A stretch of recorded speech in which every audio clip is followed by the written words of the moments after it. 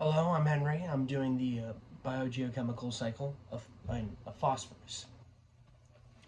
So the phosphorus cycle is very important to everything, for a lot of things. It's important for ATP production. It's important for DNA and RNA, which is structural supports. It's important in lipids. It's essential for needing of animal and plant growth. It's a very slow process that happens over a long time for the full cycle to go through. The cycle starts off with weathering, which typically comes from rain going down on rocks where the phosphorus is stored. And upon where these phosphorus are stored, it goes into water systems. And on the second step, it goes into absorption. From absorption, it goes from it meets from the beginning of the water, it meets the roots of the plants.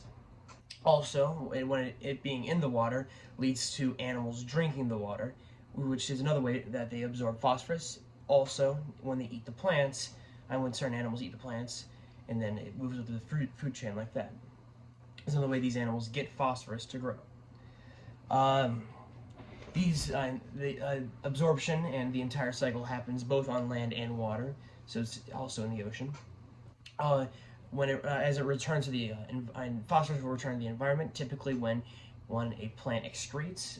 Not a plant, but an animal excretes or the plant dies off and decays, it comes back to the environment, and certain bacteria will take it from being organic phosphorus to inorganic phosphorus.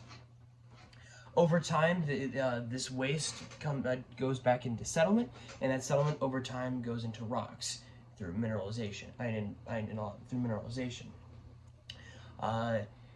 which then the cycle will repeat itself. This happens, of course, over a long time. Phosphorus is being so important is still not in our atmosphere.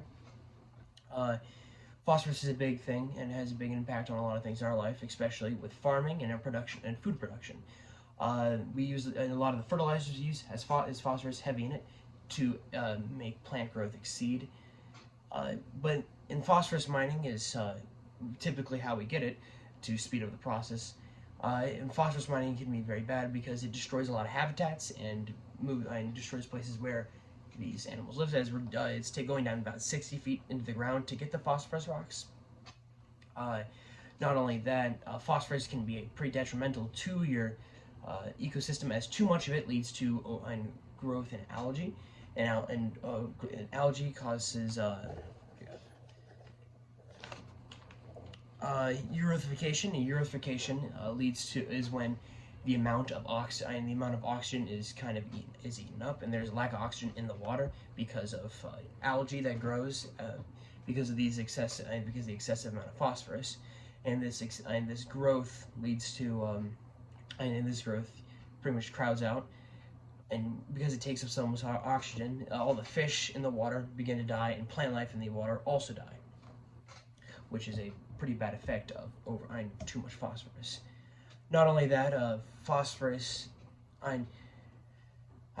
sometimes through water management and sewers, when we have it there, the phosphorus coming off of our waste, when the water is cleaned to be reused or put back into removing of the waste, that phosphorus travels through, and that phosphorus doesn't have a chance to actually leading to a water that has a much higher content of phosphorus, which is detrimental, as it can cause things like the Toledo water crisis, which is more or less due to fertilizers, but there's still similar effects because the large amount of phosphorus and rapid plant growth and algae growth.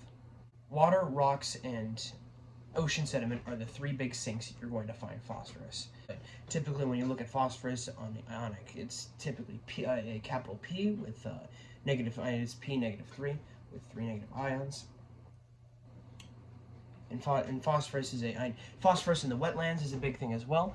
Typically, when it goes to the wetlands, you filter out all these certain minerals, and like we saw at the Nature Godfrey with all the algae, is that phosphorus is able to all get off there. So you can grow those plants all up, and for just that growing season, and you get all the algae out.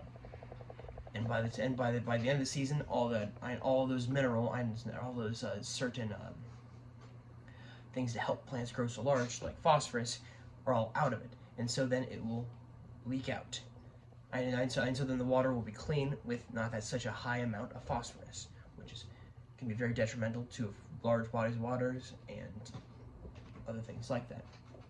Thank you for listening. This was the phosphorus cycle.